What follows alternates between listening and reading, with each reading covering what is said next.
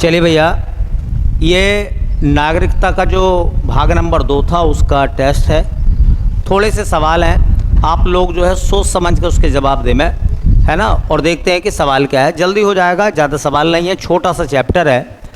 भारत के संविधान के किस भाग में हम नागरिकता से संबंधित प्रावधानों को पाते हैं? किस भाग में कह रहा है कि किस भाग में हम नागरिकता से संबंधित प्रावधानों को पाते हैं? किस भाग में? तो भाग नंबर 1, भाग नंबर 2, भाग नंबर 7, भाग नंबर 9। नागरिकता किस में आती है? तो भाग नंबर 2 में नागरिकता आती है। भाग नंबर 2 इसका आंसर हो जाएगा। भाग नंबर 2 में नागरिकता के प्रावधान है। चलिए अगला सवाल देखते हैं, दूसरा क्या कह रहे हैं। पढ़िए भैया, भारतीय संविधान के कौन से अनुच्छेद नागरिकता से संबंधित है? नागरिकता का उल्लेख संविधान के किन किन अनुच्छेदों में है? तो ऑप्शन आ रहा है अनुच्छेद 3 से 10, 4 से 11, 5 से 11, 6 से 11। तो नागरिकता भारतीय संविधान के भाग नंबर 2 में आती है और अनुच्छेद आते हैं उससे संबंधित 5 से 11 तक। ये करेक्ट आंसर है, ये राइट आंसर है बेटा आपका। ठीक है, देखिए इसके बाद में अगला सवाल कह रहे हैं, भारतीय संविधान निम्न में से कौन सी नागरिकता प्रदान करता है? कह रहे हैं दोहरी नागरिकता, एकल नागरिकता, उपरोक्त दोनों या उपरोक्त में से कोई नहीं। तो भारतीय संविधान देश के नागरिकों को कैसी नागरिकता देता है? एकल नागरिकता। तो ऑप्शन नंबर क्या लगाएंगे इसमें हम? बी। ऑप्शन नंबर बी ये करेक्ट आंसर हो जाएगा। नागरिकता के संबंध में भाग नंबर 2 में उल्लेख है, अनुच्छेद 5 से 11 तक है। और कैसी नागरिकता भारत में? एकल नागरिकता है। चलिए, भारत में नागरिकता की निम्नलिखित विशेषताओं में से कौन सी सही है? भारत में नागरिकता की एक विशेषता है और उस विशेषता में 4 विकल्पों में से कौन सा विकल्प सही है? राज्य तथा राष्ट्र की दोहरी नागरिकता हमारे यहाँ। अच्छा, राज्य की एकल नागरिकता हमारे यहाँ। सी में कह रहे हैं कि संपूर्ण भारत की एकल नागरिकता है। और डी में कह रहे हैं भारत और अन्य देशों की दोहरी नागरिकता है। कौन सा ऑप्शन लगाएंगे? सी, संपूर्ण भारत। पूरे भारत में एकल नागरिकता का प्रावधान है। तो ऑप्शन नंबर राइट क्या बैठेगा बेटा? सी ऑप्शन बैठेगा अपना, सी ऑप्शन आएगा। चलिए, भारतीय नागरिकता नहीं प्राप्त की जा सकती जन्म द्वारा, देशीयकरण द्वारा, किसी भूभाग के सम्मिलित द्वारा या भारतीय बैंक में धन जमा करके। भाई, नागरिकता प्राप्त करने के 5 तरीके हैं: जन्म द्वारा, वंश परंपरा द्वारा, अर्जित भूभाग के विलय द्वारा, देशीयकरण द्वारा और नामांकन द्वारा, मतलब रजिस्ट्रेशन द्वारा। 5 है नहीं है? या उसमें कोई ऐसा लिखवाया आपको कि बैंक में पैसा जमा कर दो भारत की और आप नागरिक बन जाओगे? ऐसा कोई भी प्रावधान नहीं है। तो इसका मतलब सवाल नंबर 5 का आंसर लगेगा अपना डी। इस तरीके से आप देश की नागरिकता हासिल नहीं कर सकते। चलिए अगला सवाल कह रहे हैं देखिए कि भारत का एक नागरिक अपनी नागरिकता खो देगा, खोने का मतलब अपनी नागरिकता को ख़त्म करा लेगा, यदि वह, पहला ऑप्शन, भारतीय नागरिकता का परित्याग करता है। दूसरे में कह रहे हैं स्वेच्छा से अन्य देश की नागरिकता को प्राप्त करता है। तीसरा, किसी अन्य देश के नागरिक से विवाह करता है। और सरकार की आलोचना करता है। किस आधार पर आपको अपने आंसर बताने कि इनमें से कौन सी चीज़ें ठीक हैं? बताइए, पहला, दूसरा, तीसरा ये बातें सही हैं? दूसरा, तीसरा और चौथी बात सही है? केवल पहली और दूसरी बात सही है? केवल पहली और चौथी बात सही है? बोलो। अच्छा देखो, अगर कोई व्यक्ति भारतीय नागरिकता का त्याग कर देता तो उसकी नागरिकता खत्म हो जाएगी। अच्छा, स्वेच्छा से अन्य देश की नागरिकता ले लेता तो भी भारत की नागरिकता खत्म हो जाएगी। क्या किसी अन्य देश के नागरिक से विवाह कर ले तो क्या उसकी नागरिकता खत्म हो जाएगी? ऐसा तो नहीं है, है ना। सानिया मिर्जा की नागरिकता है इंडिया की, है, जबकि उन्होंने दूसरे देश में जाकर शादी करी है। तो ऐसा नहीं है। तीसरा कह रहा है सरकार की आलोचना करना। अगर तुम सरकार की बुराई करोगे तो क्या देश की नागरिकता खत्म हो जाएगी? नहीं होगी। हाँ, संविधान की बुराई, देश के प्रति निष्ठा की बुराई आप नहीं कर सकते। ठीक है। चलिए, तो ऑप्शन नंबर कौन सा लगाएंगे? सी। अगला सवाल सुनिए, ये कह रहे हैं भारत के संदर्भ में निम्नलिखित कथनों पर विचार कीजिए। भारत में केवल एक ही नागरिकता और एक ही अधिवास है। दूसरा, जो व्यक्ति जन्म से भारत का नागरिक हो केवल वही राष्ट्र अध्यक्ष बन सकता है। अरे जो जन्म से है भाई, राष्ट्र अध्यक्ष का मतलब हो गया राष्ट्रपति, वो ही बनेगा। मान लो बाहर का कोई आदमी है, भारत में आके रहने लगता है, उसका जन्म भारत में नहीं हुआ है, भारत की नागरिकता ले लेता है, चुनाव लड़ता है, उसके बाद राष्ट्रपति नहीं बन सकता क्या? बन सकता है। ठीक है, तो ये बात तो गलत हो गई। फिर कह रहे हैं जिस विदेशी को एक बार नागरिकता दे दी गई है, किसी भी परिस्थिति में उसे इससे वंचित नहीं किया जा सकता। अगर किसी विदेशी व्यक्ति ने भारत की नागरिकता ले ली है तो क्या उससे किसी भी स्थिति में नागरिकता नहीं छीन सकते? आप छीन सकते हैं। तो इसमें कौन सी बात सही है भैया? भारत में केवल एक ही नागरिकता और एक ही अधिवास है, इसका मतलब ऑप्शन नंबर पहला लगेगा, केवल पहला। ठीक है, अधिवास रहना। ठीक है, अधिवास रहना, इसका मतलब पहला विकल्प इसमें ठीक है। दोनों बातें गलत है। नागरिकता संशोधन अधिनियम 2015 के अंतर्गत निम्नलिखित में से कौन भारतीय कार्ड धारक प्रवासी नागरिक के रूप में पंजीकृत होने के लिए अर्ह नहीं है? 2015 का संशोधन पूछ लिया, हालांकि उस समय करंट का था, है ना। कौन योग्य नहीं है? कह रहा है एक अवयस्क बच्चा जिसके अभिभावक भारतीय नागरिक है। दूसरे में कह रहा है भारतीय नागरिक की विदेशी मूल की पत्नी।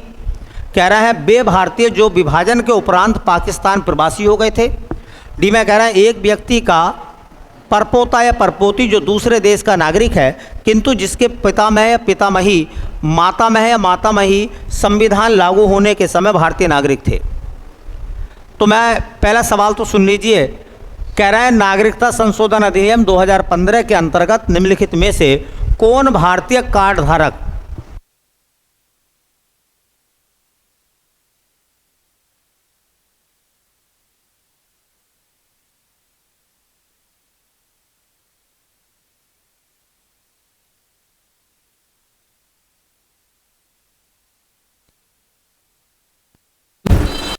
का अर्थ है? ठीक है बेटा,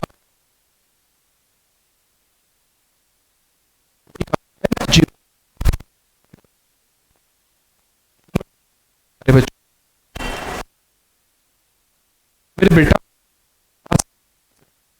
सब लोग लिख पाए हो ना? छोटा नहीं लिखेगा।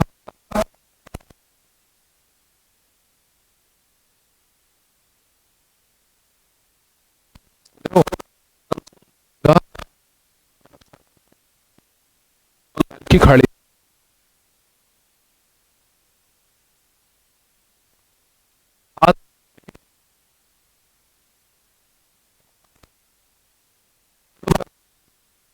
चलेंगे चलेंगे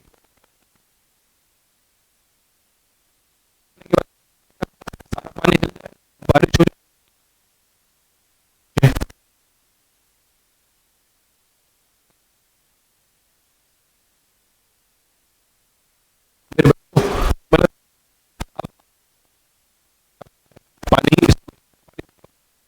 पानी चढ़ना बंद हो जाता है या लगातार ऊपर जाता रहता है?